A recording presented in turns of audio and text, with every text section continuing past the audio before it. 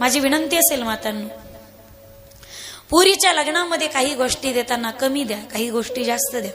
लग्नामध्ये कदाचित तिला LCD द्या, देऊ नका. LED द्या, देऊ नका. तिला फ्रीज द्या, देऊ नका. गीझर द्या, देऊ नका. गॅस द्या अथवा देऊ नका. तुम्ही तिला लाईटर सगळ देताय, गीझर सगळ देताय. बाई उद्या गेली आणि सकाळी जाऊन सासूतून वेगळी निघून राहिली ना, तरी काडीची पेटी सुद्धा तुला सासूच्या दारात मागायची गरज नाही पडली पाहिजे.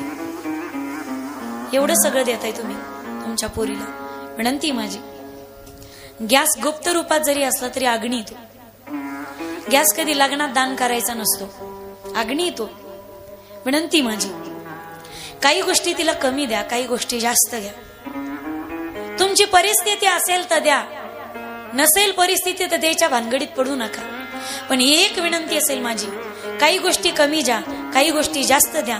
पण ऐकताय ना तुम्ही, एक वाक्य तुमच्या काळजात उतरून घ्या. माझ्या मातांनो, पोरीच्या लग्नामध्ये कन्यादान करत असताना संस्काराची शिदोरी तिच्या बरोबर भरभक्कम द्या. आयुष्यात त्या पोरीला संस्काराच्या बाबतीत कुणाच्या समोर झुकण्याची वेळ कधीच येणार नाही.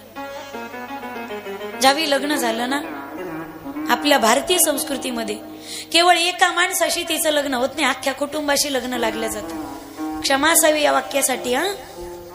आपल्याकडे फक्त तिचं लग्न पतीसोबत लावून दिलं जातं, पण प्रपंच करत असताना तिला प्रत्येकासोबत ऍडजस्टमेंट करून घ्यावी लागते. आणि भारतीय संस्कृती गेल्यानंतर ती प्रत्येकाला स्वतःच्या वागणुकीने, संस्काराने जर प्रसन्न करत असेल, सासूचं म्हणणं वेळोवेळी ऐकून घेत असेल, तर शेजार पाजारचे अवाक होतात. बाप रे, काय सून भेटली रामभाऊला, एकच नंबर. सगळे जण अवाक होतात आणि तिला प्रश्न विचारतात, का ग बाई, तुला ही संस्काराची शिदोरी कुठून प्राप्त झाली? तुला हे सगळे संस्कार कुठून मिळाले? आणि त्यावेळी आम्हा पोरींकडे एक वाक्य आम्ही आत्मविश्वासाने बोलतो, स्वाभिमान असतो त्यावेळी मग त्या सुनेत सुद्धा, त्या सासूरवासनी स्त्रीमध्ये सुद्धा, की ही सगळी संस्काराची शिदोरी कन्यादानात मला माझ्या आई बापाच्या घरातून प्राप्त झाली. ज्यावेळी लग्न केलं जातं, काय वय असतं दादा तिचं? आता तरी 21, 22, 23 वर्षात लग्न केलं जातं. पूर्वीचा काल 12, 13, 15, 15 वर्षामध्ये लग्न केले जायचे. पूर्वीच्या काळामध्ये पहा तुम्ही, पाहुणे पाहायला आले आणि लग्न जर जमलं ना, ज्यावेळी तिला कळायचं आपलं लग्न जमलं, ती आजीच्या, आईच्या, चुलतीच्या, आत्याच्या, चुलत बहिणीच्या गळ्यामध्ये पडून ढासा रडायची. पूर्वी नात्या गोत्यांची समजच नसायची. काय वय असायचं माईबाप? बापाला तर फक्त संबंध पक्का करायचा असतो ना, आयुष्यभर नांदायचं असतं तिला. किती त्रास झाला तरी फक्त आपल्या बापाच्या नावासाठी बाप ढकलून द्यायचं काम करतो माईबाप. आयुष्यभर तिला बापाच्या नावासाठी आयुष्य काढावं लागतं. चांगलं भेटलं तर ठीक, आणि वाईट जर भेटलं तर किती अवघड आहे माईबाप. तरी सुद्धा पहा तुम्ही, आता ऐकत नाहीत पोरी.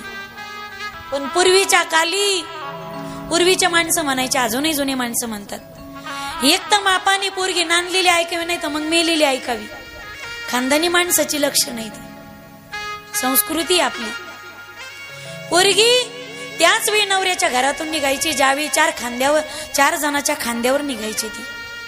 नाही तर आयुष्यभर कसंही सासर मिळालं ना, आपल्या बापाच्या नावासाठी आयुष्य कडीला लावावं लागायचं तिला.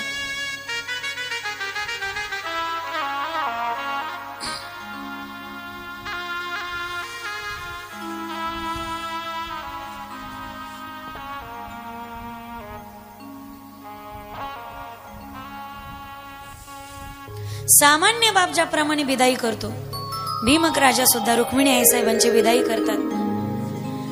आणि ज्यावेळी द्वारिका दिशासहित आई साहेबांचं आगमन द्वारिका नगरीमध्ये होतं, आज द्वारिकेमध्ये आनंदाला उधाण आले. घरोघरी झाला लक्ष्मीचा वास, दैन्य दारिद्र्यास त्रास आला.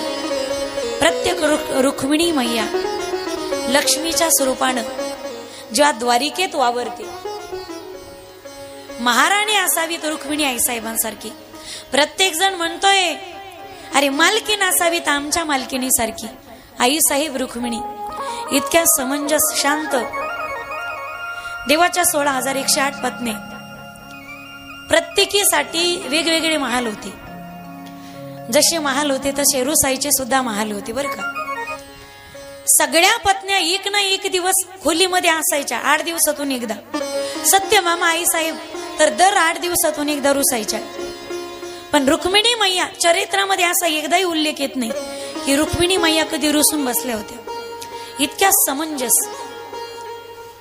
रामचरित्र आणि कृष्ण चरित्र पहा तुम्ही, हे दोन्ही चरित्र जरी भिन्न भिन्न असेल तरी मात्र काही गोष्टी रामचरित्रात आणि कृष्ण चरित्रामध्ये मात्र सारख्या आहेत. राम परमात्मा जन्माला आले, कर्तृत्वासाठी समुद्र ओलांडला. कृष्ण परमात्म्याने जन्मता प्रसंगी कर्तृत्वासाठी नदी ओलांडली. रामप्रभूच्या जीवनामध्ये जसा अयोध्येचा त्याग आहे, कृष्ण परमात्म्याच्या जीवनामध्ये सुद्धा गोकुळ वृंदावनाचा त्याग आहे. रामाने एका अहिल्याचा उद्धार केला जी पतित होती. कृष्ण परमात्म्याने 16,108 कन्यांचा उद्धार, 16,100 कन्यांचा उद्धार केला ज्या पतिता होत्या. कृष्ण परमात्म्याला बायका किती होत्या? खाली माईक घेऊन येऊ का मी? किती बायका होत्या? 16,100. काही पोरांनी आजच ऐकलं असेल तो म्हणते, बाबो देवाला 16,100, आपल्याला आतापर्यंत एक पण नाही. मग एक कधी, दोन कधी? कार्तिक दादा एवढी क्रांती करायची कधी? खुशाल करा रे बाबा हो. पण इकेलाच फेरेन लावडी पावडर पुरवता नाकात दम आणलाय. एकटी बोलू देत नाही. नेमकी तिच्या तोंडाचा पट्टा सुटा, वट्याव माणसं बसलेली असत. तिला तुम्ही किती म्हणा गा वट्याव माणसं आहेत, ती म्हणते माणसं असू नाही तर कोणचं असू मी बोलणार. म्हणजे लहानपणी म्हणायचे आहे बेंडकीला दगड मारू नकोस बायको. आता तुम्हाला असं वाटत असं नियम धरून बेंडकीचा तोंड आणलं असतं तर, कारण ज्याची बायको मुकी तो सर्वात, असं तुम्ही म्हणावर का काय म्हणायचं तर मी सोडून फक्त एकदा प्रेमाने बोला राधे राधे. आता एकच भेटना, दुसरीच्या गप्पा कुठं करता तुम्ही? एक भेटणं किती मुश्किल झाले आता. प्रत्येक गावागावात सर्वे करा तुम्ही. प्रत्येक गावागावामध्ये 25च्या पुढचे 35च्या आतले फालक लावून टेम्पू नवरदेव सापडतील. किती टेम्पू. अजूनही लोक माग लागलेले आहेत. मामाची, चुलत मामाची, मावस मामाची. मला इमानदारीनं सांगा, 10 वर्षापूर्वी तुम्ही गुरुमामाला विचारित तरी होते का? आता गुरुमामा जर गावात असेल तर जय हरी, पोरगी असेल तर ठीक आहे, बरं असून मी मानत नसेल तर तो म्हणतो वा आपल्या घरी. अगर लड़कियां न होगी दुनिया परेशान, गलिया सुनसान, तन्हा इंसान, न जानो ना जान हर तरफ जय हनुमान. पूर्वीच्या काळी लोक देवाला जनावर सोडायचे, जनावर. अजून 10 वर्षांनी नाही माणसं सोडली ना तर मग बोला. आमचे थोरले चिरंजीव मसुबाला दान करण्यात येत आहेत. भाविकांनी महाप्रसादाचा साधू झोपडीत घुसत आहेत. सारे भगवेच भगवे, सारे मारुतीच मारुती दिसतील. आता एक भेटणं मुश्किल झाले. पहा ना तुम्ही, समस्या भयंकर आहेत. जरी तुम्हाला हळद लागली असली तरी अक्षदाच पडतील याची शाश्वती नाही.